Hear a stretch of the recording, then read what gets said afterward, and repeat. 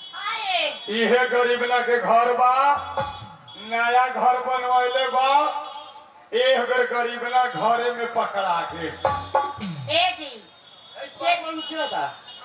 ए जरा की पता है पता कर दे कौन है गरीबन घरे बाड़ा अरे वो क्या बोला तानी मुंशी जी नाम बताई मना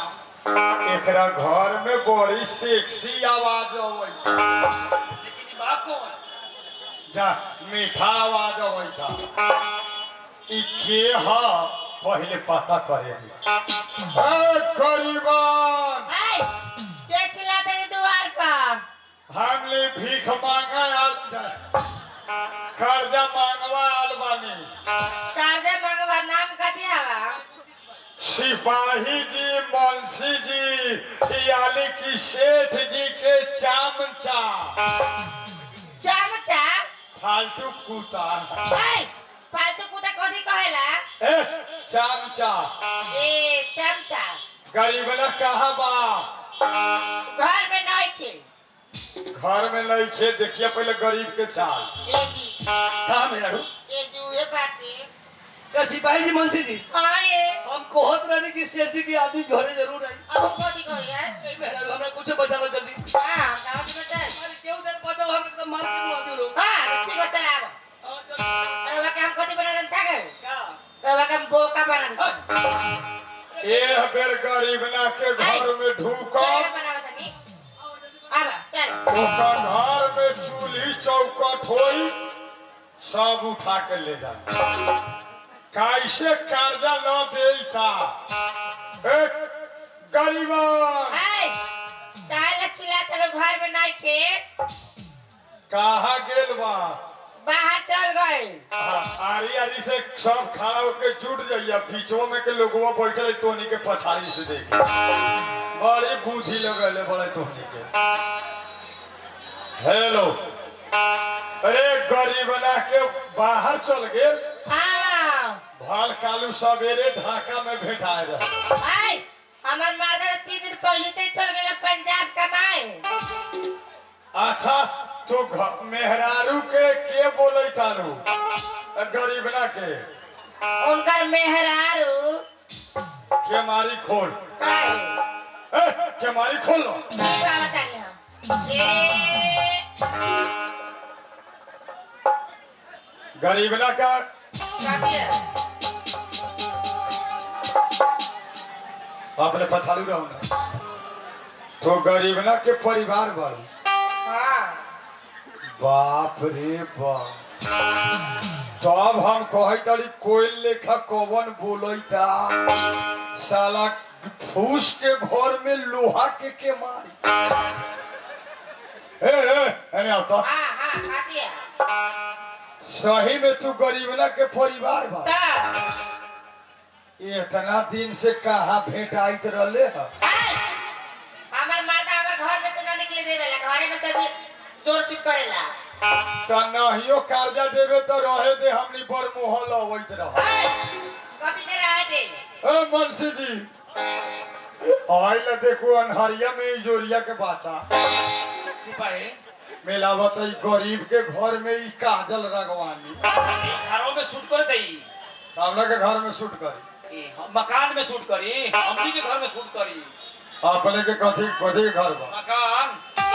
का अच्छा ये अपने के भोजपुरी में पिटाला कितना दिन एकरा के तो देखते देखते हम पूरा हिसाब किताब भोर पर आ गए सिपाही एकरा के देख लियो नु तो हमर पढ़ी खातर लिखल भोर पर आ गई तब अपने गेटे पर रहो हैं हम मुंशी जी अब सिपाही जी कर्जा मांगे आल बने कर्जा गरीबना कहाँ बा पहले गरीबना से मिलवा घर में नहीं कुछ चल गेल बेटे बाहर निकल गेल हां पंजाब चल गेल बेटे कमाल साचो झूठ ना बोले तारू हां कैसे झूठ बोले मैं घर में अकेले बारू हां अकेले थोड़े बन हाँ। हमर बाबूजी बारन कहाँ रहेला बुढ़वा? भुसौली पा गुआस पा ए छोड़ा ना मरो चाहे जियो। काहे मोर देवर कभी है घर में अकेले बाड़ू हां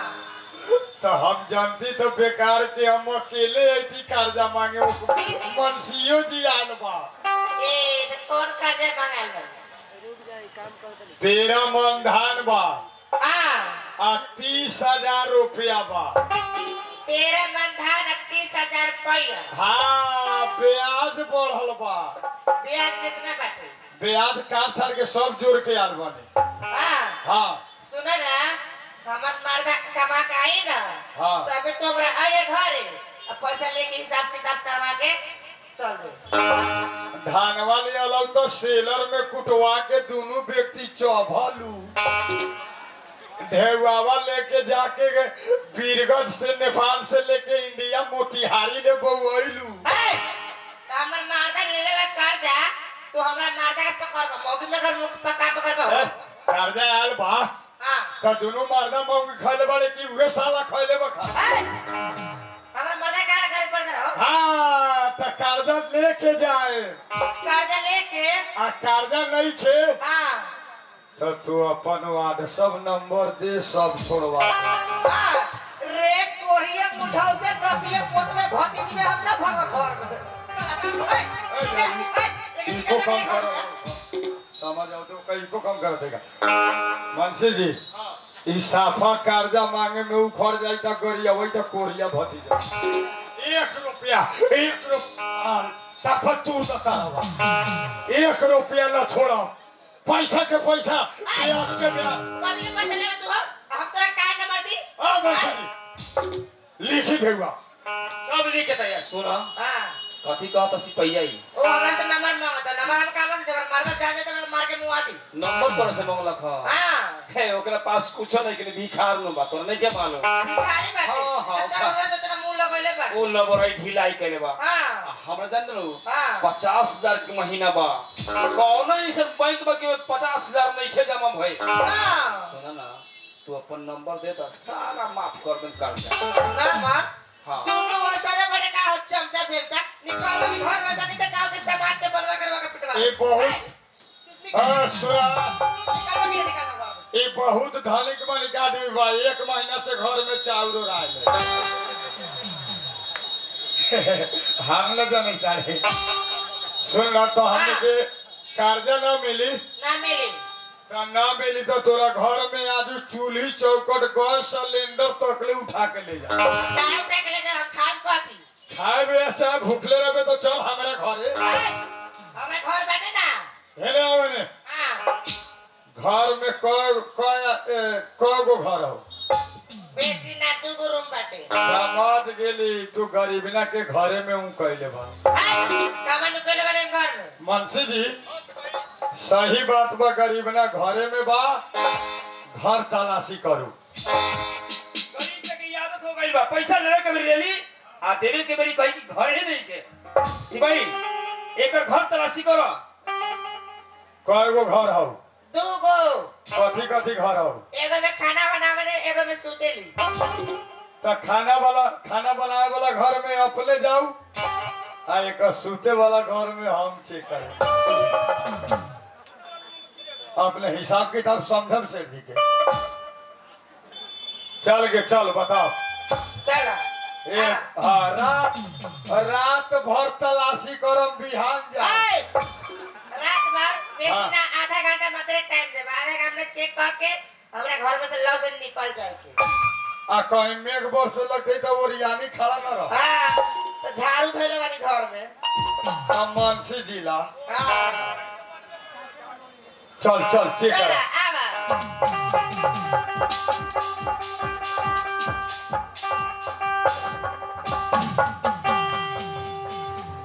आवा मनसी जी यानी आउट एकरा घरवा में ढोकली है न तो एकरा घरवा में बोकाइने महकई बोकाई हम बोका पोसले बन तो बोकाइने ना मोकी कहै छी बोकाइने काहे महकईता सिपाही सब लोग बोका बांधल बाहर आई घर में काहे रखले बा आ सब बोका बांधे वाला नौमी के दिन कालुए कटा गेली काय जखले बा काय खतरे रखल बाबू ए, घर में बोका बांधले बाड़े हां वो बड़का बोका बाटे कय किलो के बेसी ना 50 किलो के होई तो सब लोग बोका बकरी खसी बाहर बांधल है आ तू बिछौने पर रखल ऐसी जी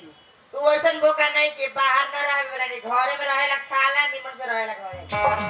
चढ़ावना पके हौ करम बाबा के ए बरहम बाबा के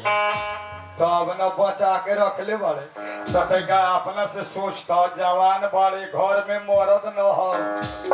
आ ढीठे घर में बोका रखई तारे कहीं रात बेरात तू सूत गेले आ बोकवा खुल गेलौ कहते कथी होते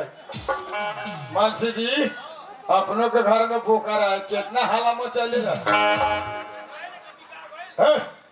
बोका देखाओ चाचा तू स्पीकर लग से ना हटबो एने पछाड़ी जाना मर्दी कुर्सी पर मंदिर के पुजारी लेखा गेटे पर बैठे था हो बाबू स्पीकर वे ना कुर्सी पर बिहान